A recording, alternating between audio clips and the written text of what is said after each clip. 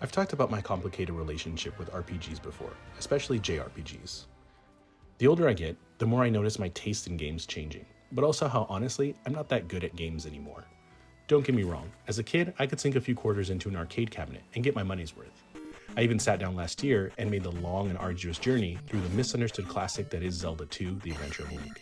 But I would never call myself good at gaming. Even my old roommate, who is really good himself, put it best with the analogy that if esports players are the NFL and NBA of gaming, then he was at best the equivalent of a good high school player, and I was in Little League. I think the older we get, the less time we have to perfect our skills, and with the grind and toil that our 9-to-5s put us through, and the responsibilities of adulthood, it gets harder and harder to keep up with gaming. Yes, this is basically an old man yelling at the clouds, but I think a lot of older millennials can agree with me on this. What does all this have to do with Octopath Traveler 2? Well, Octopath is a great series that reminds me I don't necessarily have to be good at gaming to enjoy it a lot. Released in the summer of 2018 for Switch before moving to other platforms, the original Octopath Traveler was one of the first RPGs that caught my eye. A close second was Mario + Rabbids, and these two games really helped show me how amazing the genre and its subgenres are. The original is perhaps the best and earliest example of Square's HD 2D aesthetic, so prevalent nowadays. Of course, there were games before it that stylized themselves as retro, but this is another level of current graphics and nostalgia combined into a beautiful presentation. It released just a year into the Switch's life cycle, and we lucked out with how amazing the first game in the series was. Octopath Traveler 2 carries the series forward on another high note. To be honest, for gamers like me and others who don't consider themselves full-fledged RPG guys, it might not be the best place to start. There's a level of complexity and intricacy that often escapes me that might appeal to more hardcore folks. But if you're willing to let go of playing it perfectly, then you'll have a great time with this game. I usually rate games based on a few simple categories like visuals, story and characters, and combat and controls. Let's dive right in. Visuals. Octopath Traveler 2 looks even better than the original. One of my favorite things is the lighting, especially the almost lens flare-like effect they use to focus on people or items, almost as though it was a theater production. It takes the characters and their stories and brings them to life in a way that other games can't match. Of course, the sprite-like qualities of the characters and NPCs are perfect, with just enough detail to give them personality. The enemies too are done in amazing fashion, especially the larger bosses at the end of each chapter. Square really hit it out of the park when they created this style, and other games by them these last few years, like Triangle Strategy and Live Alive, make great use of this aesthetic. Characters and storyline. One of the biggest issues that the original had was how the stories of the 8 characters didn't really come together, not until the end of the game at least.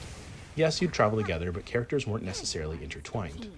Now, full disclosure, I'm only about 15 hours into the game, and besides the introduction of new characters that has them asked to join your party, I haven't seen much of the interconnectedness the sequel promised, but I'm sure it'll come along as I expand more and more the storylines and map.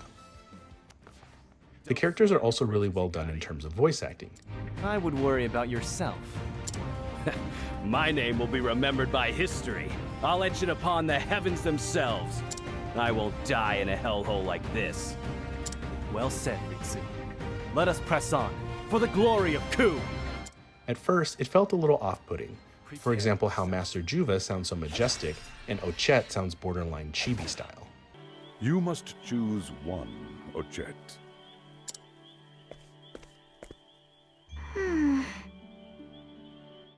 But after a while, you realize it fits their personalities quite well. It almost feels like an anime with the over-the-top take that some characters have, and it works out really well. I'm not in love with every character, and there are some elements that seem a little weird. Like the first chapter of Particio seems a little too predictable with the whole contract debacle and his motivation to stop poverty, but it's small compared to how well put together the characters feel. Playable demo. The first few hours I logged were in the prologue demo, which gives you a 3-hour limit. I managed to get about 2 or 3 characters into my party and up to about level 9 or 10. There were some areas that were roped off, but given that I had enough to explore, I was okay with this. If you don't want to take my word on anything we've gone over so far, just try the demo for free and judge for yourself. I started the demo with Ochette as my first character. I like the idea of starting my party with a hunter, and her storyline is pretty great. I really love that she gets a companion, and her ability to capture and use monsters is seriously one of the best abilities in the whole game. I will say the difficulty level is a little misleading in the early part of the game, and it lulls you into a sense of safety with auto healing after each battle, but there is a significant ramp up, especially against the first chapter's boss. I didn't realize how strong they were until I died twice trying to defeat Ochet's first chapter boss, the Dark Entity. Listen up, beastlings. Combat. Other elements of combat include stacking your attacks with a boost, sort of like in Bravely Default. In this instance though, you aren't really losing anything or risking anything because you still get your next turn, you just don't bank an extra attack when you use your boost. Boosting your attacks is absolutely essential in some fights, especially against the boss who can do enough damage in one hit to take out a party member entirely. When you strike them enough, it breaks them, causing them to freeze and not only lose their next turn, but also lose whatever special they've been preparing to throw at you. Basically, learn to boost so you can avoid what feels like a one-hit kill from these bosses. I didn't realize how critical this was to combat until that battle I mentioned earlier, where I died twice trying to beat the Dark Entity in Ochet's first chapter. I'm sure more seasoned players would laugh and say of course that's what you're supposed to do, but remember, I'm not great at gaming, I just happen to enjoy it. The skills each character has are awesome too, using their BP to execute them. Depending on your character, they might be spells or other attacks, and the latent powers you unlock also add to your arsenal, and don't consume BP, which comes in handy in a pinch. Also be sure to try out different weapons against different types of enemies, because a large part of combat is discovering what weaknesses they have. Bow and arrows might do damage to one enemy a lot, while a sword slash has minimal effect, and another enemy in that same battle might be the complete opposite.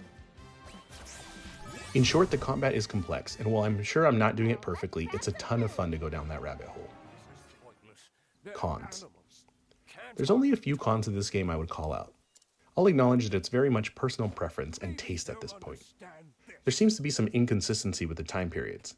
You've got a tribe of beastlings with Ochet's story, mixed with a post-industrial prospecting town in Partitio's story, and a feudal society with Hikari's story. While the time period overall is clearly later than the first games, and I understand that samurais and cowboys existed in the real world at the same time, it feels a little bit mashed up for my tastes. The character introductions, while providing a good primer on their motivations, feel a little bit long, and a wee bit like a visual novel. Some, of course, are more captivating than others, like Hikari's story. The multiple storylines with multiple chapters make it not so easy to jump in and out of like other games. Yes, there's a level of continuity and complexity to other games, but the sheer number of options and chapters in the story make it a large one, and something you'll need to focus on and stay dedicated towards. I've been playing Fire Emblem Engage lately too, and that game is both far more linear and a lot easier to pick up and put down. I don't know how I feel about the night and day cycle yet, especially being at your full control with the click of a button. In other games, sleeping or staying at an inn would move the clock ahead, but this just felt a little too easy to use. And lastly, sprinting triggers a higher chance of random encounters. Sometimes I want to explore the map without having to worry about a battle, especially when I'm just an inch or two away from a treasure chest. I've enjoyed almost every minute of Octopath Traveler 2, and that's coming from someone who both isn't very good at gaming and isn't an RPG kind of guy. Using my roommate grading scale, this game falls squarely in the great category, and if we're giving grades, it's easily an 8.5 out of 10. Worth the time you put into the demo and worth the full price. Thanks for watching. Let me know in the comments below your thoughts on the game, as well as what other kind of content you'd like to see on this channel. Take care, and I'll see you next time.